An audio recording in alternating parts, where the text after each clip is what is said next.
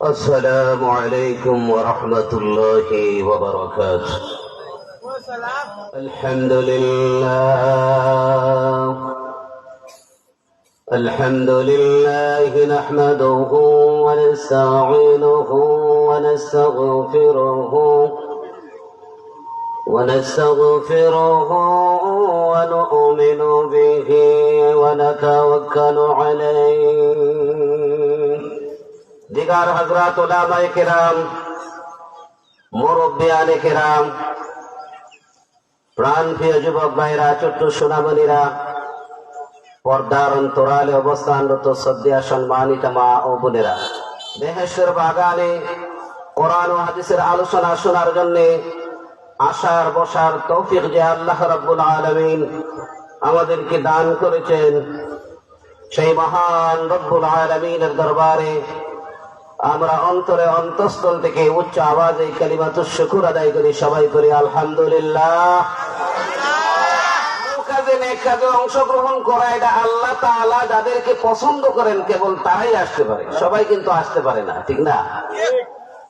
তৌফিক আল্লাহ তাআলা দিতে হবে। তাআত তৌফিক তাআত হামজতু আমানত ইজাবত হামজতু তৌফিক से होती है मौत की खजीना तौफीक से होती है नेमत की खजीना। তৌফিকের দ্বারা এই সমস্ত নিয়ামত অর্জন করা যায়, ঠিক কিনা? যেরকম আল্লাহ তাআলা আমাদেরকে তৌফিক দিয়েছেন, এই জন্য আমরা আসতে পেরেছি। যাই হোক, সংক্ষিপ্ত আলোচনা, আমার সময় এখানে কম, মাগরিবের আগ পর্যন্ত। আমি আপনাদের সামনে পবিত্র কালামের সূরাতুর রহমান থেকে তিলাওয়াত করেছি। কোরআন শরীফের মধ্যে সবচেয়ে সুন্দর এক সূরা, যে সূরার নাম হচ্ছে সূরাতুর রহমান। আল্লাহ তাআলা যত সূরা একসঙ্গে নাযিল করেছেন, এর মধ্যে একটি সূরা হচ্ছে সূরাতুর রহমান। तमाम সূরা, পূর্ণ সূরা একসাথে আল্লাহ তাআলা নাযিল করেছেন। কন্যা সুবহানাল্লাহ। প্রত্যেক দেশের এক একটা জাতীয় সঙ্গীত আছে, আছে না? আছে না? বাংলাদেশের আছে, পাকিস্তানের আছে, ইন্ডিয়ার আছে, প্রত্যেক দেশের একটা জাতীয় সঙ্গীত আছে। আর জান্নাতের জাতীয় সঙ্গীত হচ্ছে সূরাতুর রহমান। কন্যা সুবহানাল্লাহ। জান্নাতি হুরেরা গিলমানেরা সেই দিন সূরাতুর রহমান তেলাওয়াত করবেন। জান্নাতের হুর গিলমানেরা সূরাতুর রহমান পরে পরে আল্লাহর নামের সঙ্গীত গাইতে থাকবে। আরো জোরে শুনে সুবহানাল্লাহ। এই সূরাটা দামি না দামি না? এই সূরাটা কোরআন শরীফের মধ্যে 27 নম্বর পারায়। কত নম্বর পারায়? কোরআন শরীফ এটা কার কালাম? আরো জোরে শুনে বলো, এটা কার কালাম? এই মাদ্রাসা হচ্ছে কোরআনের বাগান। কিসের বাগান? কোরআনের শিক্ষা দেওয়া হয়, হাদিস শরীফ শিক্ষা দেওয়া হয়। আপনার সন্তানকে মানুষের মতন মানুষ বানায় তুলে এই কোরআনের শিক্ষা এই মাদ্রাসার মাধ্যমে, ঠিক কিনা? যেরকম কোরআন শরীফটা এটা কার কালাম? আল্লাহ তাআলার কালাম। এটা আমার কথা না। কোরআন শরীফকে যদি আপনি জিজ্ঞাসা করেন যে কোরআন তোমার নাম কি, সাথে সাথে কোরআন জবাব দিয়ে যায়, ও পৃথিবীর মানুষেরা গো, ও পৃথিবীবাসীরা, আমার নামটা তোমরা শুনে নাও, আমি কোরআন থেকে জানায়া দেই। বিসমিল্লাহির রহমানির রহিম। ইন্নাহু লাকুরআনুন কারীম। আল্লাহু আকবার। কোরআন শরীফ নিজে জানায়া দেয় আমার নাম হচ্ছে কোরআনুল কারীম।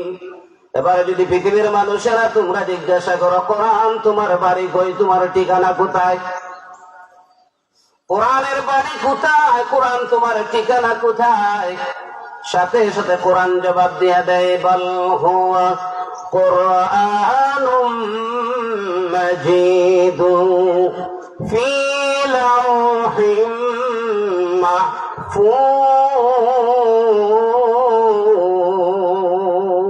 আল্লাহু আকবার। কোরআন ডাক দিয়ে বলে আমার বাড়ি হচ্ছে লৌহে মাহফুজে। আমার বাড়ি দুনিয়াতে না, আমার বাড়ি কোথায়? সপ্ত আকাশের উপরে আল্লাহ পাকের আরশের নিচে লৌহে মাহফুজে আমার বাড়ি। এবার যদি কোরআনকে জিজ্ঞাসা করেন, কোরআন তোমার বাড়ি জানলাম, তোমার নাম জানলাম, তুমি কার পক্ষ থেকে আসলা, তাও জানাই দেয় কোরআন। কিভাবে জানাই দেয়? কোরআনকে যদি জিজ্ঞাসা করেন তুমি কোথায় থেকে এসেছো, কার পক্ষ থেকে এসেছো, সাথে সাথে কোরআন জবাবটা দিয়ে দেয়, তানজিলুম মির রাব্বিল আলামিন।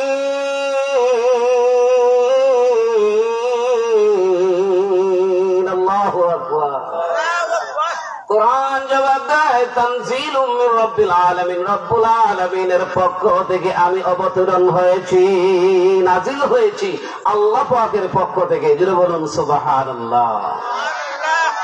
এবার যদি কোরআনকে জিজ্ঞাসা করেন, কোরআন তুমি কি কেমনে আসলা, তুমি কি ডাইরেক্ট চলে আসছো নাকি বিশ্ব নবীর কাছে? কোরআন জবাব দেয়, না না ও পৃথিবীর মানুষ, আমি ডাইরেক্টলি নবীজির কাছে আসি না, আমি মাধ্যম হচ্ছে মালাইকার ফেরেশতার সর্দার, মুআল্লিম মালাইকার ফেরেশতাদের সর্দার যিনি জিবরিল আমিন আমাকে রাসূলের কাছে নিয়ে পৌঁছে দিয়েছে। আল্লাহ তাও কোরআন শরীফে জানাই দেন, নাযালা বিহি রূহুল আমিন আলা قلبك لتكون من المنذرين। الله أكبر। রুহুল আমিন ফেরেশতা জিবরাইলের আরেক নাম। জিবরিল আমিন আমাকে রাসূলের কাছে নিয়ে পৌঁছাইছে আল্লাহর পক্ষ থেকে, জিবরাইলের মাধ্যমে বিশ্ব নবীর কাছে আমি অবতরণ হয়েছি। কন্যা সুবহানাল্লাহ। এবার যদি আপনি জিজ্ঞাসা করেন কোরআনকে, ও কোরআন তুমি কোন সময় এলাই, তুমি কি জানুয়ারি মাসে আসলা নাকি ফেব্রুয়ারি মাসে আসলা, নাকি বৈশাখ মাসে এলা, নাকি জ্যৈষ্ঠ মাসে তুমি দুনিয়ায় আগমন করলাম? কোরআন সাথে সাথে জবাব দেয়, না না ও পৃথিবীর মানুষেরাও, আমি জানুয়ারি মাসেও আগমন করি না, ফেব্রুয়ারি মাসেও আগমন করি না, আমি জ্যৈষ্ঠ মাসেও আগমন করি না, আমি আগমন করেছি। কোরআন জবাব দেয়, শাহরু রমাদানাল্লাযী উনজিলা ফীহিল কুরআন।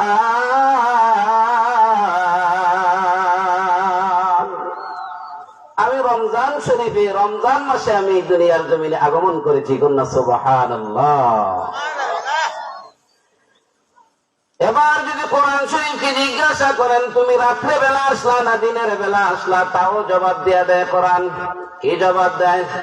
সাথে সাথে জবাব দেয় যে না, আমি কোরআন দিনের বেলা আসি না, রাত্রে বেলা আসিছি। সেই রাত্রিটা হচ্ছে ইন্না আনজালনাহু ফী লাইলাতুল কদর ওয়া মা আদরাকা মা লাইলাতুল কদর লাইলাতুল কদরি খায়রুম মিন আলফি শাহর।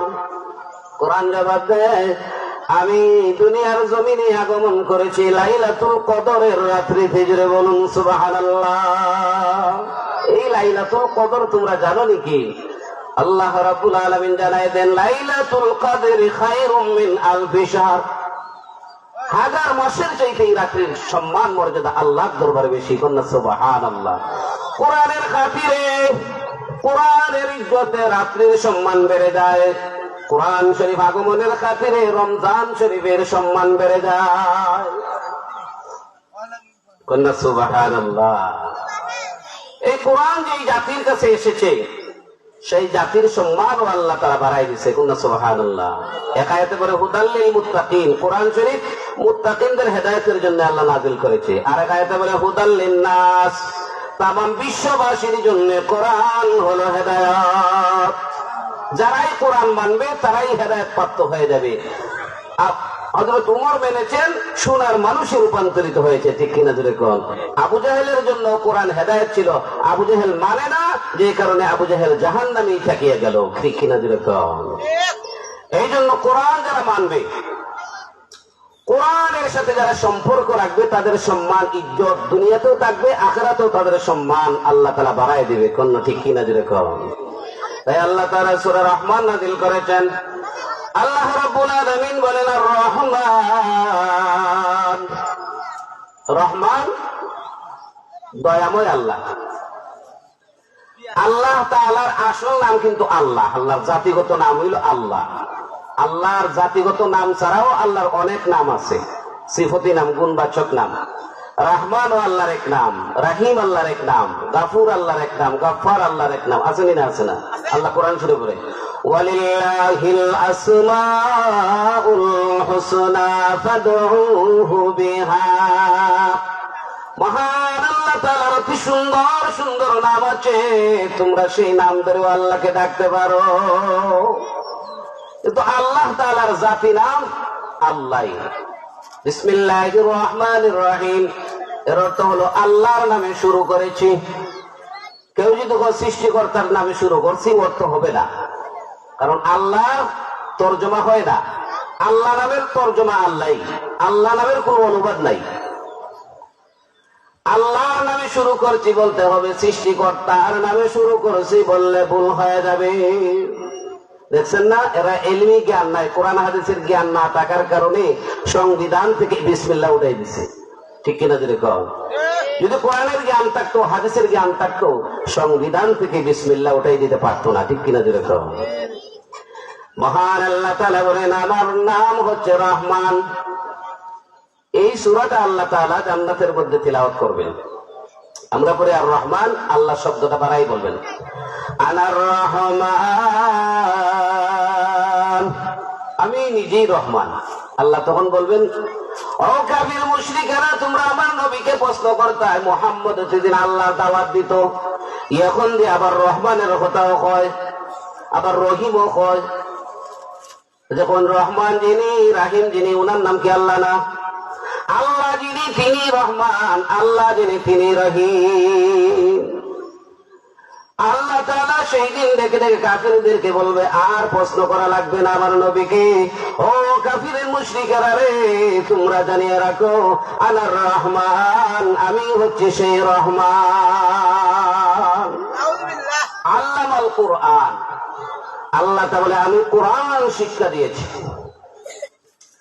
কোরআন শিক্ষা দিয়েছি, মানুষ সৃষ্টি করেছি। কোরআন আগে বলছে আল্লাহ শিক্ষা দিয়েছে, মানুষের কথা ধরছে পড়ে। আল্লাহ বলে আর রহমান আল্লামাল কুরআন, আমি আগে কোরআন শিক্ষা দিয়েছি। খালাকাল ইনসান, পরে কয় মানুষ বানাইছি। মুফাসসিরিনে কেরাম তাফসীরে কিতাবে লেখে, কোরআনের শিক্ষা যার মধ্যে না আসে, সে কখনো মানুষ হইতে পারে না। গুণগত মানুষ আর জন্মগত মানুষ, মানুষ দুই প্রকারে। একটা হলো জন্মগত মানুষ, কাফির মুশরিক মানুষ, মানুষ নিলে মানুষ না। এরা হলো গুণগত মানুষ না, জন্মগত মানুষ। আর কোরআনের শিক্ষা যারা অর্জন করেছে, কোরআন যারা পড়েছে, কোরআনের ইলম যাদের অন্তরে এসেছে, তারা হচ্ছে গুণের মানুষ, গুণগত মানুষ, ঠিক কিনা যেরকম? যতক্ষণ পর্যন্ত মানুষের মধ্যে কোরআনের জ্ঞান না আসবে, ততক্ষণ পর্যন্ত মানুষটার জানোয়ারে বেশ কম থাকে না। কোরআনের শিক্ষা থাকলে তখন মানুষ জানোয়ার হয় না, আর নাহলে কোরআনের শিক্ষা না থাকলে ওই মানুষটাও জানোয়ারের মতন প্রস্রাব পায়খানা করে, দাঁড়াইয়া প্রস্রাব করে। জানোয়ারে যেমন দাঁড়াইয়া প্রস্রাব করে, প্রস্রাব করে পানি লয় না, ঠিক তেমনি ভাবে যার মধ্যে কোরআনের শিক্ষা নাই, সেও দেখবেন দাঁড়াইয়া প্রস্রাব আরম্ভ করে দিচ্ছে, আছে না? আছে না? এর অর্থ হইল তার মধ্যে কোরআনের জ্ঞান নাই। কোরআনের শিক্ষা যদি, কোরআনের ছোঁয়া, কোরআনের টাচ যদি তার মধ্যে থাকতো, সে দাঁড়াইয়া প্রস্রাব করতে পারতো না, সে বৈশাহী নবীর সুন্নাত প্রস্রাব করতো, ঠিক কিনা? এই জন্য মানুষ তখনই গুণের মানুষ হয় যখন মানুষের মধ্যে কোরআনের জ্ঞান থাকবে। কোরআনের শিক্ষা যার অন্তরের মধ্যে আসবে, সে আল্লাহ তাআলাকে ভয় করবে, ঠিক কিনা? কোরআনের ইলম অর্জন করা, জানা। 2 নম্বর হলো এলিম জানলে হবে না, এলিম অনুযায়ী আমল করবে। 2 নম্বর গুণ মানুষের। এটা সুরতে মানুষ নাই, সিরতে মানুষ। সিরতে ইনসান যাকে বলা হয়। সুরতে মানুষের দাম নাই, সিরতে মানুষের দাম। গুণের মানুষ। সিরতে মানুষ ছিলেন হযরত বেলাল হাবশী রাদিয়াল্লাহু তাআলা আনহু। মানুষটা দেখতে কালো, কিন্তু সিরতে মানুষ, গুণের মানুষ আছেন, যে কারণে বিশ্বনবী মেরাজ শরীফ গিয়া হযরত বেলালের জুতার আওয়াজ, করমের আওয়াজ শুনতে পায়। কন্যা সুবহানাল্লাহ। কারণ কি? কারণ সেই বেলালে কোরআনের জ্ঞান অর্জন করেছে, সেই জ্ঞান অনুযায়ী আমল করেছে, যে কারণে সেই বেলালের সম্মান আল্লাহর দরবারে বেড়ে গেছে। জিরো বলেন ঠিক কিনা? এই জন্য আল্লাহ বলেন আল্লামাল কোরআন, আমি তোমাদেরকে কোরআন শিক্ষা দিয়েছি। কোরআনের ছোঁয়া যারা পাইবে তারাই প্রকৃত মানুষ হইবে। 1 নম্বর এলিম শিখবে, 2 নম্বর আমল করবে, 3 নম্বরে কি হবে? আমলের সাথে সাথে তার ভিতরে ইখলাস থাকতে হবে। আমলটা যে করতেছে ইখলাস থাকতে হবে। হাদিস শরীফের মধ্যে আসছে আখলিস দীনাকা ইয়াকফিকাল আমালুল কালিল। অল্প আমলই নাজাতের জন্য যথেষ্ট হয়ে যাইব যদি ইখলাস থাকে। আমলের মধ্যে ইখলাস থাকতে হবে, যে আমলটা একমাত্র আমি আল্লাহরে রাজি আর খুশি করার লাগি, আল্লাহকে রাজি আর খুশি করার জন্য যে আমলটা করতেছি, এই আমলটার দ্বারা আল্লাহ তাআলা বান্দাকে নাজাত দিয়ে দিবেন। বলুন ঠিক কিনা? এলিম শিক্ষা করা 1 নম্বর গুণের কাজ। 2 নম্বর হইল গুণওয়ালা মানুষের কাজ হইল এলিম অনুযায়ী আমল করা। 2 নম্বর গুণওয়ালা মানুষের কাম হইল। 3 নম্বর হইল গিয়া আমলের মধ্যে ইখলাসের নিয়ত থাকতে হইব, আল্লাহরে রাজি আর খুশি করার নিয়ত থাকতে হইব। 4 নম্বর আরেকটা গুণ হইল, গুণওয়ালা মানুষের আরেকটা গুণ হইল এরা দুনিয়ার থেকে খালি দুনিয়ার ফিকির করে না, চিন্তা করে না, এরা আখিরাতের চিন্তা করে। কোরআনের চিন্তা করেন, আখিরাতের চিন্তা। আখিরাতের চিন্তা যত সময় পর্যন্ত মানুষটার অন্তরে না আসবে, ওই মানুষটাও প্রকৃত মানুষ হইতে পারে না, গুণের মানুষ হইতে পারে না। যখনই আখিরাতের চিন্তা, আখিরাতের বড় অন্তরের মধ্যে আসবে, তখনই সেই মানুষটা চুরি ডাকাতি সব ছেড়ে দিবে, বদমাশি ছেড়ে দিবে, জিনা ব্যভিচার এগুলো সব ছেড়ে দিয়া একমাত্র আল্লাহকে রাজি আর খুশি করার লাগি সে পাগল হয়ে যাইবে। তার কারণ হলো সে আখিরাতের চিন্তায় পড়ে গেছে। ঠিক না? যখনই আখিরাতের চিন্তায় পড়ে যাবে লোকটা, তখনই আল্লাহর কাছে তওবা করার লাগি পাগল হয়ে যাবে। বুখারী শরীফের মধ্যে ঘটনা, এক লোক 99টা খুন করছে, 99টা খুন হইয়া গেছে আরেক হুজুরের দ্বারা। তখন তার অন্তরের মধ্যে ধাক্কা লাগছে, হায় হায় রে, আখিরাতের চিন্তা এসে গেছে। আমি আখিরাতে যাইয়া আল্লাহর সামনে এই কলঙ্কিত চেহারা কেমনে দেখাইব? আমি তো 99 বানারে আসামি।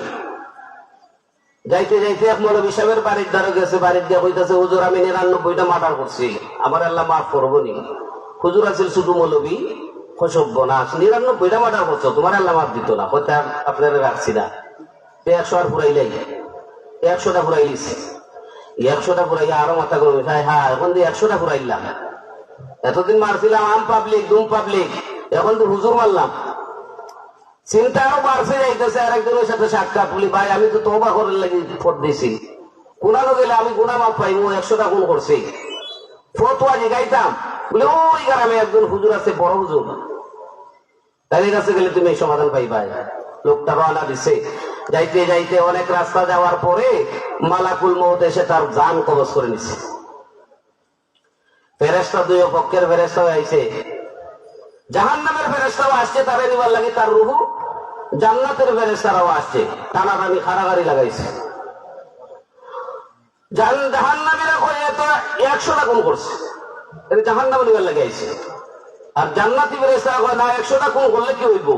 সে তো শেষ পর্যন্ত তওবা করার লাগি, আল্লাহর কাছে খানবার লাগি, মাফি চাইবার লাগি, আখিরাতের চিন্তা আইছে, ফিকির আইছে, এই জন্য তওবা করার লাগি হুজুরের বাড়ির দিকে যাইতেছে। আমরা নিব, জান্নাতও নিব। আল্লাহ তাআলা দেখতেছে অবস্থা। আল্লাহ তাআলা জমিনে ওয়াটার দিয়ে দিছে, এই জমিন বহনকারী ফেরেশতা, আমার বান্দা তো তওবা করার লাগি গেছে, জমিনটা একটু লম্বা করে তার বাড়ির থেকে এই হুজুরের বাড়ি পর্যন্ত একটু 1 অর্ধ বিঘা আদার জায়গা আগে দিলাম। তখন ফেরেশতার পক্ষ থেকে আরেক দল ফেরেশতা আইসা বলতেছে, 3 নম্বর দলে বলতেছে যে জায়গা মাফা হইব। যদি দেখা যায় হুজুরের বাড়ির দিকে অগ্রসর হয়ে গেছে, তাহলে আমরা জান্নাতীরা দিব, জান্নাত লয়ে যাইব। আর যদি দেখা যায় যে না, হুজুরের বাড়ির দিকে তার জায়গা কম গেছে, বাড়ির দিকে রয়েছে বেশি, তাহলে জাহান্নাম হয়ে নেব ফেরেশতারা। তখন জায়গা মাপতে আরম্ভ হয়েছে। আল্লাহু আকবার। আল্লাহ তাআলা জমিন দিয়ে অর্ডার দিয়েছে যে বলি একটু এক আদাত পরিমাণ আগাই দিলা। তোমরা সুবহানাল্লাহ। দেখা যায় মাফিয়া হুজুরের বাড়ির দিকে আদাত জায়গা বেশি গেছে। আল্লাহ তাআলার পক্ষ থেকে অর্ডার হয়ে গেছে, ও জাহান্নামের ফেরেশতারা রে, তোমরা চলে আসো। আমার বান্দা আখিরাতের ফিকির এসেছে, আমার বান্দা আখিরাতের চিন্তা এসে গেছে। আমার বান্দা তওবা করার জন্য 100 খুন করিয়া তওবা করার জন্য হুজুরের বাড়ি যাইতেছিল। আর দেখা যায় মাফিয়া অর্ধহাত জায়গা আদাত জায়গা আমার দিকে অগ্রসর হয়ে গেছে। আমি আল্লাহ তাআলা রহিম রহমান গফুর গফফার, আমি আল্লাহ তাআলা দয়া মায়া আমার বান্দার 100 খুন আমি আল্লাহ মাফ করে দিলাম।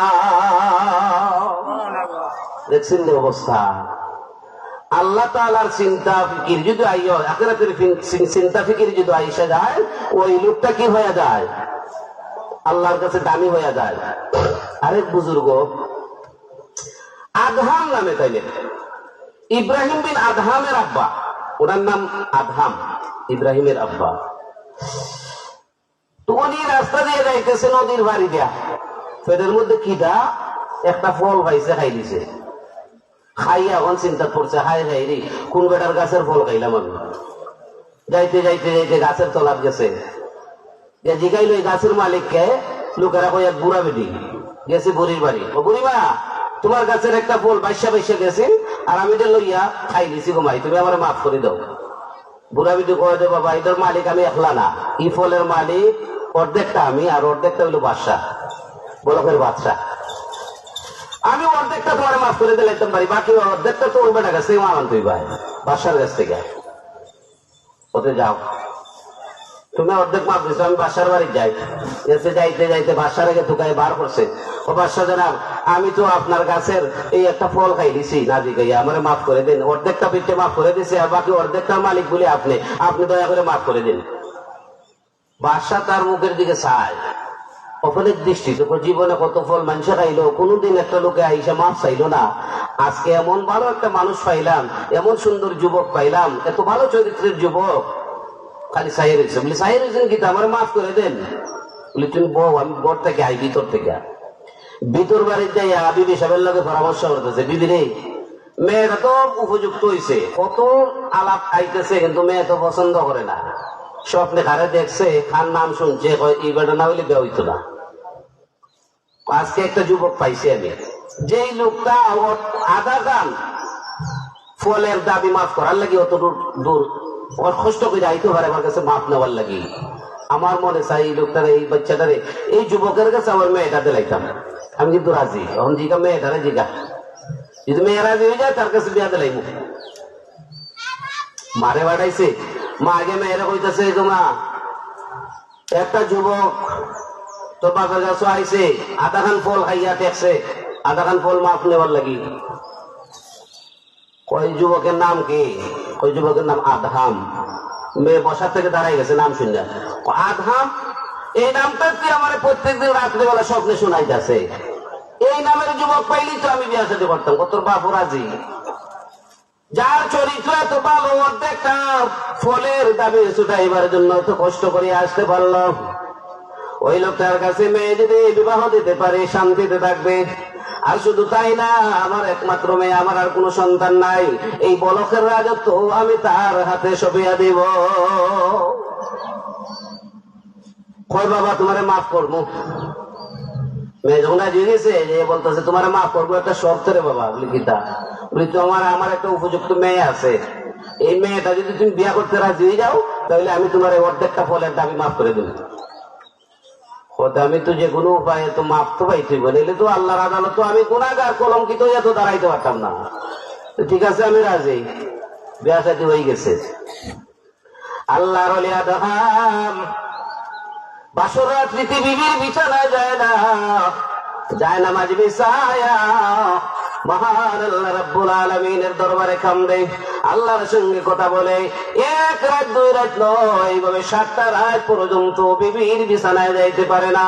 আল্লাহর সঙ্গে কেমন মায়া মহব্বত আল্লাহর ইবাদত বন্দেগীতে এমন মশগুল হয়ে আছে, দিনে রাইতে একটা মুহূর্ত বিবিকে সময় দেওয়ার টাইম নাই। মেয়ে সপ্তম দিন শেষ হওয়ার পরে যাই আমারে কইতেছে, গো মা, এমন এক স্বামী পাইছি, যে এই স্বামী সারা রাত আল্লাহর বন্দেগী করে, আর 7টা রাত চলে গেল, আমার স্বামী আমাকে একটা কথাও বলে না, আমার বিছানায় আসবে দূরের কথা, আমার সাথে একটা বালা মন্দ কিচ্ছু কথাই বলে না। এমন স্বামী পাইলাম গো মা, ওই স্বামীর হাত ধরে আমি আল্লাহর তৈরি জান্নাতের ভিতরে যাইতে পারবো। আমি বড় ভাগ্যবান হয়েছি গো মা, এমন স্বামী আমি চাইছিলাম, এমন স্বামী আজকে পাইলাম আমি, এই স্বামীর সঙ্গিনী হওয়ার কারণে আল্লাহর তৈরি জান্নাতের ভিতরে স্বামীর হাত ধরে ধরে আমি জান্নাতের ভিতরে ঢুকতে পারবো। ও মা, আজকে 7 দিন ধরে আমার বিছানা দেন আসে না। মা গেছে বাপের কাছে, গিয়া হইতেছে বাসারে এমন একটা যুবকের কাছে দিছো মেয়ে বিয়া, 7 দিন হয়ে গেল, 7টা রাত চলে গেল, মেয়ের যে হালাকি গলা বালা মন্দ কিচ্ছু জিগাইল না, অর্থাৎ মেয়ের হকটা আদায় করছে না এখনো পর্যন্ত। বাপ আইসে বলতেছে, যুবক, তোমার ফলের দাবি যদি তুমি ঠিক মতো মাপ নিতে চাও, তাহলে আমার মেয়ের সাথে তুমি ইয়া করতেই ভাই, বাসর রাত মিলামিশা তুমি ঘর সংসার করতেই ভাই, আর নাইলে তোমার মাপ দিতাম না। মনে করতে ঠিক আছে, ঘর সংসার করুনই লাগবো, আমি তো আল্লাহর লাগি পাগল, আমি তো তাই সময় দিতাম পারি না। আচ্ছা ঠিক আছে। ওই দিন রাত্রে আল্লাহ তুমি নারাজ হয়ে দাঁড়াবো, আল্লাহ বিবি সাহেবের হক আদায় করার লাগে আজকে রাতটা তুমি আমারে একটু ছুটি দাও, একটু রক্ষত দাও। আর ওই রাত্রিতেই মহান আল্লাহ তাআলা তাদের মিলামেশায় এমন একজন ওলির জন্ম দিলেন, যার নাম হচ্ছেন ইব্রাহিম, ইব্রাহিম বিন আদহাম, বলখের বাদশাহ যিনি হয়েছিলেন। জুড়ে বলুন সুবহানাল্লাহ। এক রাত্রিতে, এই রাত্রিতে যখন নাকি উনি মিলামেশা করলেন, বিবির গর্ভে চলে গেলেন আল্লাহর ওলি ইব্রাহিম। পরের রাত্রিতে আল্লাহর দরবারে নামাজে দাঁড়াইয়া গেছে, নামাজের মধ্যে তাহাজ্জুদে দাঁড়াইয়া কান্দে আছে আল্লাহর ওলি আদহাম। আর ডাক দিয়ে বলে, আল্লাহ, বিবির হক আদায় করার জন্য একটা রায় তোমাকে দিতে পারলাম না, তুমি আল্লাহর কাছ থেকে একটা রায় আমি দূরে রয়েছিলাম, আল্লাহ তুমি আমাকে মাফ করে দাও। এইভাবে আখিরাতের চিন্তায় আল্লাহ বলিয়া ইব্রাহিম বিন আদহাম, আদহাম জিনার নাম, উনি ডাক দিয়ে বলেন আল্লাহ বলে একটা চিৎকার দিলেন। আল্লাহ তাআলার বিচ্ছেদে একটা রাত্রিতে আল্লাহর সঙ্গে কথা বলতে পারে না, এই বিচ্ছেদের জ্বালায় আল্লাহ বলিয়া চিৎকার দিয়া কলিজা ফেটে সাথে সাথে মারা গেলেন। জুড়ে বলুন সুবহানাল্লাহ। এর কারণ হলো আল্লাহর ওলির ভিতরে আখিরাতের চিন্তা এসে গেছে, যেই কারণে ফলের দাবি ছুটাইতে গিয়া বিয়া করতে হইছে, মিলামেশা করতে হইছে, আল্লাহর কাছ থেকে তবু মাপ চাই, ঠিক কিনা? এই জন্য গুণের মানুষ হইতে হইলে খালি এলিম শিখলে হইতো না, সাথে সাথে আমল করতে হইব। খালি আমল করলে হইতো না, এই আমলের মধ্যে ইখলাসের নিয়ত থাকতে হইব, আল্লাহর রেজামন্দি, আল্লাহর রাজি খুশি করার লাগি এই আমল করতেছি।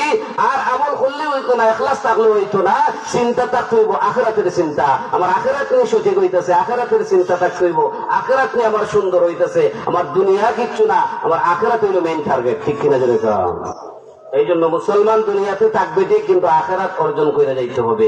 এই আখিরাতের পুঁজি জমাইতে হইলে এই মাদ্রাসা, এই জামিয়া মদিনাতুল উলুম, এই মাদ্রাসা থেকে কোরআনে হাফিজ বের হয়ে আসবে। এই মাদ্রাসার ছাত্র একদিন দেখবেন বড় বড় আলিম হবে, মুফতি মুহাদ্দিস হয়ে আসবে, ঠিক কিনা? যেরকম এই মাদ্রাসা আপনারা লাগাইছেন, এই গাছের গোড়ার মধ্যে আপনারা পানি ডালতে হইব, গাছের খোরাক দিতে হইব, আপনার সন্তানদের দিতে হইব, লজিং দিতে হইব, জাকির দিতে হইব, সাহায্য সহযোগিতা কইরা এই মাদ্রাসাকে, কোরআনের বাগানকে প্রতিষ্ঠিত করতে হইব, ঠিক কিনা? যেরকম এই মাদ্রাসা নাজাতের একটা উসিলা। এই মাদ্রাসার সাথে যারা সম্পর্ক থাকবো, আল্লাহু আকবার, এই মাদ্রাসার সাথে যারা সম্পর্ক রাখবে, আল্লাহ তাআলা তাদের জিন্দেগির গুনাহ খাতা আল্লাহ মাফ করে দিবে। এই মাদ্রাসার উসিলায় আল্লাহ তাআলা তাদেরকে জান্নাত দিয়া দিবে। কন্যা সুবহানাল্লাহ। আমরা চাই না এই মাদ্রাসার সাথে থাকতাম, এই মাদ্রাসার মধ্যে আমরা সবসময় আসা যাওয়া করতাম, মহব্বত করতাম। নবীজি বলেন, খায়রুকুম মান তাআল্লামাল কুরআন ওয়া আল্লামা, তোমাদের মধ্যে সর্বোত্তম ওই ব্যক্তি যে নিজে কোরআন শিক্ষা করে এবং অন্যকে শিক্ষা দেয়। যারা কোরআন পড়ে এবং পড়ায় তারা উত্তম, এবং কোরআনের পড়ায় এবং ছাত্র এবং উস্তাদরে যারা জাকির দেয়, সাহায্য সহযোগিতা করে, এরাও তোমাদের মধ্যে উত্তম। কন্যা সুবহানাল্লাহ। কোরআনের সাথে সম্পর্ক হয়ে গেলে দেখবেন কাঠ, বাজারের কাঠ, বৃষ্টিরা একটা রাওয়াল আনছে, এই রাওয়ালটা যদি পায়ের মধ্যে লাগিয়ে যায় সাথে সাথে সালাম করে না সুমা দেয়। তার কারণ কি? এই রাওয়ালের সাথে কোরআনের সম্পর্ক হয়ে গেছে রাওয়ালের সাথে, রাওয়ালের মধ্যে রাইকা পড়া হয়, যে কারণে কোরআনের সম্মানার্থে এই রাওয়ালকে সালাম করতে হয়। ঠিক কিনা জোরে কম? এই কাঠেরও সম্মান বাড়িয়ে গেছে। আজকে আমরাও যদি কোরআনের সাথে তাকে সম্পৃক্ত হয়ে যায় তাহলে আমাদের সম্মান বাড়বে না? আল্লাহর দরবারে আমাদের সম্মান ইজ্জত বেড়ে যাবে। এই জন্য আসুন আমরা এই কোরআনের মাদ্রাসাকে প্রতিষ্ঠিত করে, এই মাদ্রাসার উস্তাদদেরকে মহব্বত করে, ছাত্রদেরকে ভালোবাসে, মাদ্রাসার সার্বিক সহযোগিতা আমরা করি, সদা সর্বদাই এই মাদ্রাসার দিকে আমরা খেয়াল নজর রাখতে রাজি আছেন তো? ইনশাআল্লাহ। এই মাদ্রাসাগুলো যতদিন থাকবে অতদিন পর্যন্ত দুনিয়ার মানুষ হয়ে থাকবে, আর নাইলে হিংস্র জানোয়ারের মতো হয়ে যাবে। বুঝছেন? এই মাদ্রাসা কোরআনের শিক্ষা যদি থাকে তাহলে ছেলে মেয়ে এই সমস্ত আপনার পরিবার পরিজন সব মানুষের মতন মানুষ হইব, আর নাইলে সব গরু ছাগলের মতন হয়ে যাব। ঠিক না? এর কারণ কি? শিক্ষা নাই। কোরআনের শিক্ষা যদি না থাকে হাইওয়ান জানোয়ারের মতন চলাফেরা করব। এই জন্য যদি কোরআনের শিক্ষা যার ভিতরে আসবে সে কখনো হাইওয়ান জানোয়ারের মতন চলবে না। আর আপনার যদি একটা সন্তান কোরআনের হাফিজ হয়ে যাইতে পারে, আল্লাহ তাআলা হাশরের ময়দানে আপনার মাথার মধ্যে একটা নূরের তাজ পরাইয়া দেবে। হাশরবাসীরা জিজ্ঞাসা করবে, আল্লাহ কোন নবী না কোন ওয়ালি? ডাক দিয়ে বলবে, না ইনি কোন নবী না, কোন ওয়ালি দরবেশ না, উনি হচ্ছে দুনিয়ার হাফিজে কোরআনের আব্বা, আর উনি হচ্ছেন হাফিজে কোরআনের আম্মা। মারে আর বাপরে দুইজনে দুইটা নূরের তাজ আল্লাহ তারা পরাই দিব হাশরের ময়দানে। এই তাজের মালিক হইতে চাইনি না? চাই না? তুমি পড়াইলে বুঝে নিবা যে আপনি বিনা হিসেবে জান্নাত। আর হাবিজ সাহেবের কিতাব দিব আল্লাহ তাআলা ভাবে, ইকরা, তুমি পড়তে থাকো, ওয়ারতাকি ওয়ারাতিল কামা কুনতা তুরাতিলু কামানজিলাতি আখিরি আয়াতিন তাকরাউহা। ও কোরআনে হাফেজ, তুমি কোরআন শরীফ তেলাওয়াত করতে থাকো আর চড়তে থাকো। কোরআন শরীফের এক একটা আয়াত তেলাওয়াত করবে, জান্নাতে একটা বিল্ডিং এর একটা বালাখানার একটা তালা হয়ে যাবে। এইভাবে কোরআনে হাফিজে কোরআন শরীফের 6666 খানা আয়াতে কারিমা তেলাওয়াত করবে। কোরআনে হাফিজের বাসভবন সেই দিন 6666 তালার উপরে থাকবে। জোরে বলুন সুবহানাল্লাহ। আল্লাহ তাআলা আমরা সন্তানদেরকে কোরআনের শিক্ষা দেওয়ার জন্য আল্লাহ যেন আমাদের সবাইকে তৌফিক দান করে।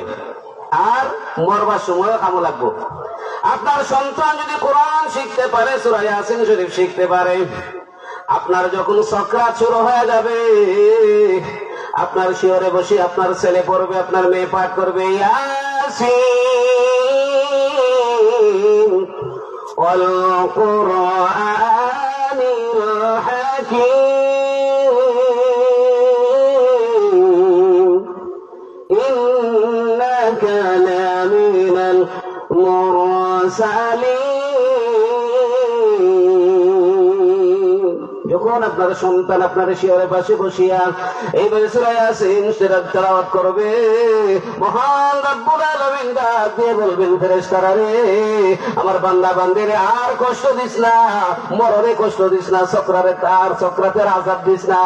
আমার বান্দার বাচ্চা কোরআন শরীফের সূরা ইয়াসিন শরীফ তেলাওয়াত করতেছে, আমি মহান রব্বুল আলামিন খুশি হইয়া আমার বান্দার জিন্দেগীর গুনাহ মাফ করে দিলাম। আমার বান্দারে আসানের সঙ্গে জান কবজ করে আনি আয়। জোরে বলুন সুবহানাল্লাহ।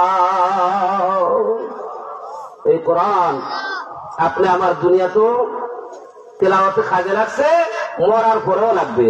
যখন আমি কবরে চলে যাব, সন্তান কবরের পারে দাঁড়াইয়ে আপনাকে ডাক দিবে, আপনার কবরের পাশে দাঁড়ায় বলবে, বিসমিল্লাহির রহমানির রহিম, আলহামদুলিল্লাহি রাব্বিল আলামিন। সাথে সাথে আল্লাহ রাব্বুল আলামিন ডাক দিয়ে বলবেন, ফেরেশতারা রে, আমার বান্দার কবরের আযাব বন্ধ করে দে। আমার বান্দার সন্তান তার কবরের পাশে দাঁড়াইয়া আমি বলি রহমান, আমি বলি রহিম, আমি বলি দয়ার আল্লাহ, আমার গুণগান গাইতেছে, অথচ বান্দার কবরে আযাব হবে আমি আল্লাহ বরদাস্ত করতে পারি না। বান্দার বাচ্চার দিকে তাকায়া, সন্তানের দিকে তাকায়া আমি মাবুদ আল্লাহ আমার বান্দার কবরের আযাব কিয়ামত পর্যন্ত মাফ করে দিলাম। জোরে জোরে সুবহানাল্লাহ। কোরআনের শিক্ষা যদি আপনার সন্তানকে শিক্ষিত বানায় যাইতে পারেন, এই ছেলেও আপনি মারা যাওয়ার পরে আপনার কবর যাইয়া আপনার কবরটা জিয়ারত করব, কবর জিয়ারত করবো আর খানবো রাব্বির রহমহুমা কামা রাব্বায়ানি সগীরা। আপনার সন্তান যখন আপনার লাগি খানবো, আল্লাহর দরবারে ডাইরেক্ট দোয়াটা কবুল হয়ে যাইব। এখানে কোনো হেদায়েত থাকে না। নবীজি বলেন, কোন সন্তান যদি তার মা বাবার জন্য দোয়া করে, সেখানে কোনো হেজাব থাকে না, পর্দা থাকে না, সঙ্গে সঙ্গে আরশ আজিমের মালিক আল্লাহ রাব্বুল আলামিনের দরবারে যায় পৌঁছিয়া যায়। সন্তানের দোয়া আল্লাহ তাআলা কবুল করিলে মা বাবার জন্য, আর মা বাবার দোয়াও সন্তানের জন্য আল্লাহ ডাইরেক্ট কবুল করিলে। এই জন্য এরকম সন্তান বানাই যাইতে চাইনি না, চাই না। একটা সন্তান যদি আলিম হয়ে যায়, আমি যখন মারা যাব আমার জানাজার নামাজের জন্য আমার সন্তান যখন আমার লাশের সামনে দাঁড়ায় যাবে, জানাজার প্রথম তাকবীর থেকে আমার সন্তান কাঁদতে কাঁদতে 4টা তাকবীরের দোয়া পড়তে পড়তে 4টা তাকবীর আদায় করে করে আমার সন্তান আমার জানাজার নামাজটা শেষ করবে। আমার সন্তান যখন আমার জানাজার নামাজ আদায় করবে আর কাঁদতে থাকবে, আল্লাহর দরবারে দোয়া করতে থাকবে, আমার মহান আল্লাহ রাব্বুল আলামিন ডাক দিয়ে বলবেন, ফেরেশতারা রে, বাবার জানাজা সন্তান পড়ায় দিতে পেরেছে, ওই সন্তান আলিমে হক্কানি রব্বানি হাফিজ কোরআনের খাতিরে আমি মহান আল্লাহ তাআলা সন্তানের মা বাবার জিন্দেগির গুনাহ মাফ করে দিলাম। এরকম সন্তান দুনিয়াতে তৈয়া যাইতে চাইনি না, চাই না। একটা সন্তান আলিম বানান, একটা সন্তান হাফিজ বানান, আপনার জানাজার সময় কাজে লাগবে, আপনার কবরের সময় কাজে লাগবে, আপনার সকরাতের সময় সেটা কাজে লাগবে। দুনিয়াতে কাজে লাগুক আর না লাগুক, কিন্তু মরণের সময়, কঠিন বিপদের সময়, সকরাতের আযাবের সময় আপনার সন্তান কাজে লাগিয়া যাইবে। আপনার মৃত্যুর পরে জানাজার সময় আপনার এই সন্তান কাজে লাগিয়া যাইবে। আপনার ওই সন্তান আপনার মৃত্যুর পরে আপনার কাজে লাগিয়া যাবে। এই সন্তানে আপনাকে আবার হাসরের ময়দানে আল্লাহর দরবার ও আদালত, আল্লাহর দরবার সুপারিশ করিয়া আলিম হওয়ার কারণে, হাফিজ কোরআন হওয়ার কারণে আপনার সন্তান আল্লাহর দরবার ও সুপারিশ করিয়া মা বাবাকে জান্নাতে নিয়ে যাবে। আল্লাহ যখন হাফিজকে জান্নাত দিয়া দিবে, হাফিজ বলবে, আল্লাহ আমার মা বাবা জাহান্নামী, আমি জান্নাতে যাইতে চাই না। সময় শেষ, মাগরিবের আযানের সময় হয়ে গেছে।